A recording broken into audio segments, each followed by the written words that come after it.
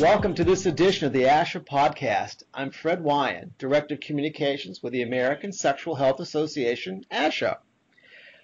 So it's September, and the World Association for Sexual Health, WAS, is launching its 8th annual World Sexual Health Day observance on September 4th, and the theme for this year is love, bonding, and intimacy.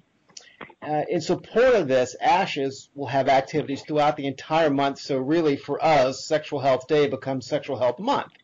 And in that spirit, we've asked our friend Dr. Eli Coleman if he'll spend some time with us to chat about sexual health. Dr. Coleman, welcome. Glad to be with you.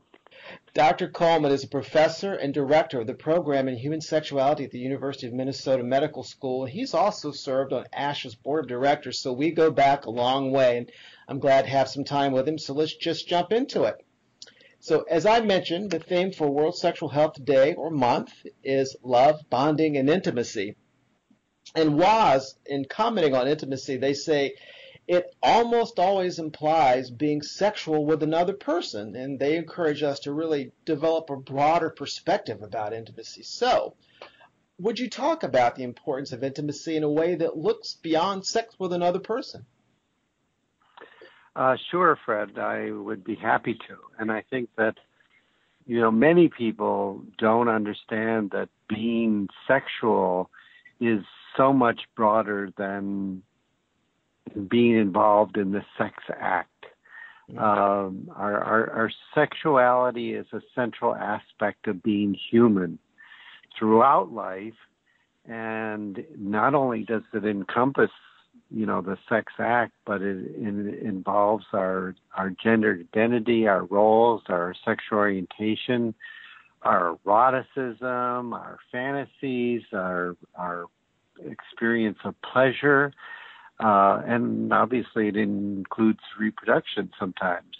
And it definitely involves intimacy and connection and love and emotions and communication.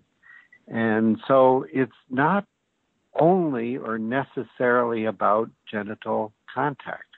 So I think it's great that the World Association for Sexual Health is focusing on these broader aspects of our sexuality, including love and intimacy and bonding. So does this discussion of bonding and intimacy go beyond the relationship we have with, say, a life partner? I mean, what about other relationships like family and friends and other loved ones? Should we expand our view of intimacy maybe to include them? Absolutely. I mean, we have different kinds of intimacy with different people, and our intimacy needs are not all satisfied if we're in a relationship by our partner. We need connections and closeness and intimacy with a lot of people, and clearly, it's beneficial to have that from one's family and friends. These are intimate relationships, and they are a part of our sexuality. You mentioned that the things like gender ID, the way we look at ourselves, that figures into all of this as well. It seems like there's just a lot of change going on. I mean, it wasn't that long ago when most people didn't support same-sex marriage. Now, not only do majority support it, but it's the law of the land. And we see a lot of, and we're seeing a lot of activism around transgender rights and how, how one views oneself. So would you talk a little bit about that? How does this conversation of intimacy and bonding, which seems kind of personal to me, but it's almost like we really do need a much broader view to even look at society and culture? Well, I think the important thing is that no matter what one's gender identity or sexual orientation is, that we all have the basic needs of expression of our sexuality, our needs for love and bonding. and that is not the province, the exclusive province of people who are heterosexual or are legally married. Remember that most of the world still doesn't permit same-sex marriage, or again, there's issues of people who are transgender and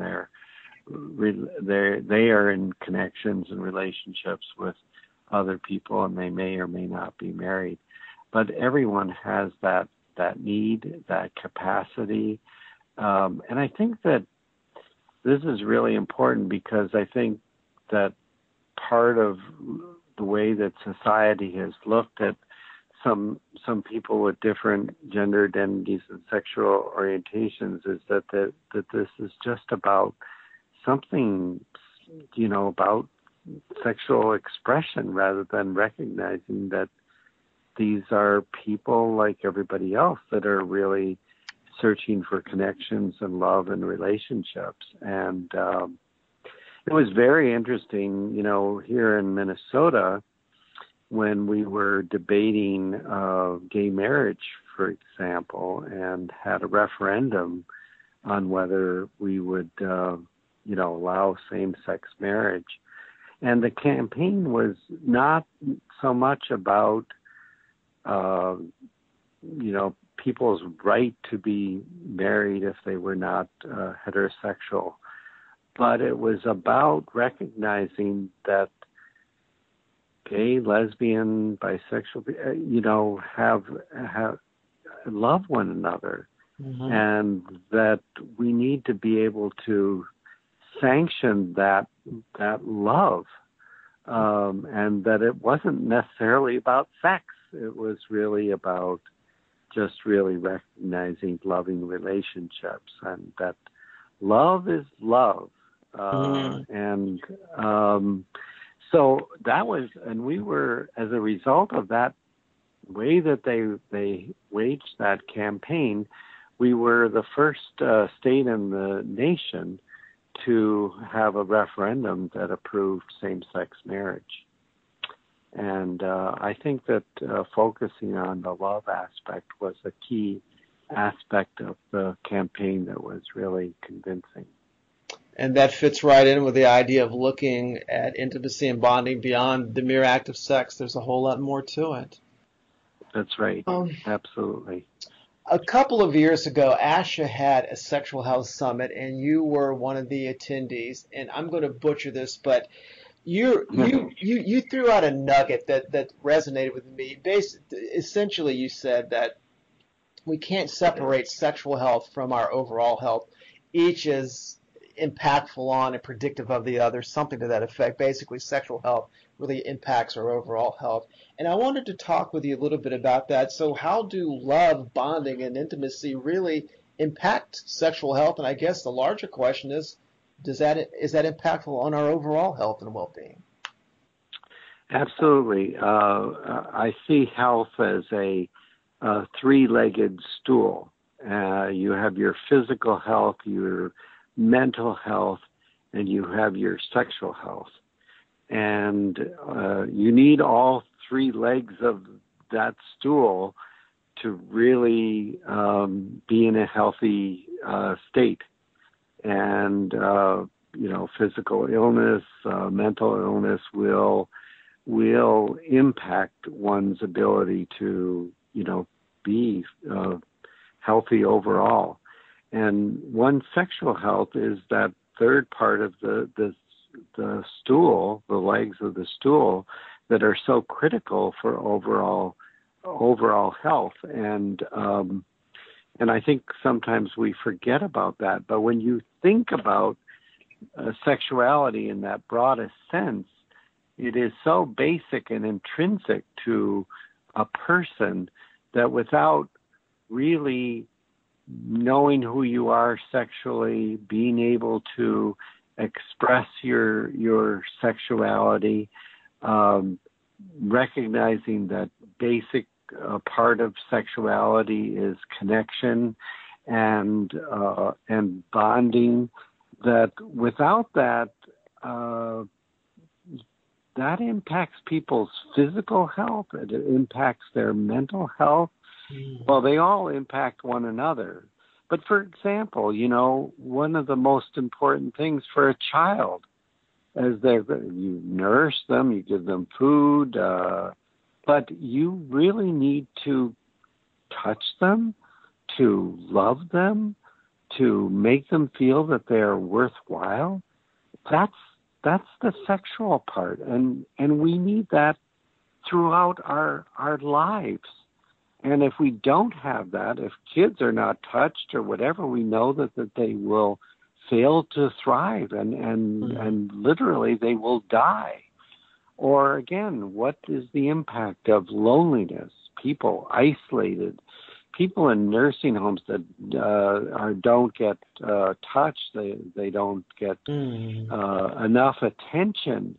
I mean, I think that we know very clearly that if we don't have that part of our life nourished, that is going to impact our physical and our mental health and our overall health. So sexual health is just essential to overall health. Let me take this conversation back to a little more of the traditional view of love and intimacy, like with our main squeeze. So many years ago, a friend I've always regarded as being astute told me some people give sex so they can have love. Others give love so they can have sex. Now, that's a broad statement that's missing the nuances of relationships, of course, but what do you think we need to understand about the interplay of love and sex within a relationship? And I guess the lines can get kind of blurred sometimes. Well, that's very interesting, and they are different. You can have sex without love. You can have love without sex, but there is a sweet spot when those are really kind of interconnected. But what you were talking about also is that some people, in terms of trying to seek love or to seek sex, that they feel this need to not seek it directly. People search for love in all the wrong places, so they're running around trying to find connection and maybe having a lot of sex, but there really isn't much intimacy. Or there are couples that are married for 40 years and they really love each other, but it doesn't always naturally lead to sex. So we need to really keep in mind what we're really looking for. and again, it doesn't have to always coincide, but it sure is a sweet spot when we are able to really find that overlap between sex and love. There you go. Well said. If I can ask you one last thing, and this is a bit off script, but it occurred to me that I should really touch on this. One of ASHA's areas of focus now is sex across the lifespan, sex and aging. We even have a tab on our website, Sex After 50. Yep. And so I wanted to touch with you about that. Do you think attitudes there are changing? Are we more accepting of the idea that it's not only are people sexually active in their golden years, it's actually good for them to do so? Well, first of all, we're living longer and we're staying healthier longer. And the biggest predictor of someone being sexual or having sexual even desire is if they're physically, mentally healthy. Again, going back to how they're interrelated. So as people are aging and they're living longer and they're wanting to have sex. And so this is a big change, and yet they're losing a partner. They're searching for new partners. They're living in assisted living facilities. And how do they really? They have the desire. They have the capacity, and I think that they're all trying to figure out how does this work Sure. at this stage of life. And the other thing is that they're forgetting about that they're still vulnerable to sexually transmitted infections, and so they forgot what they did when they were, teenagers or young adults and using condoms, and that's very important. But the desire for connection, for sex, really is lifelong, and it is definitely something that's very important to a lot of older people, and a challenge for them to really find that and find it really meaningful.